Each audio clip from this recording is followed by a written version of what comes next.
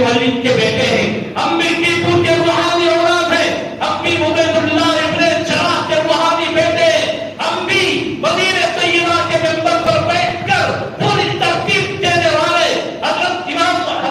امام سید المرسلین محمد مصطفیٰ صلی اللہ علیہ وسلم کے وفادار امتی ہیں۔ نبی کی شریعت پر مداخلت ہوگی حق کے اعتبار سے، حق لحاظ سے، وقت کا ظالم وقت کا جابر جس انداز کو سمجھے گا، جو بولی سمجھے گا، انشاءاللہ اس بولی میں سے سمجھانے کی قدرت و طاقت ہم رکھتے ہیں انشاءاللہ۔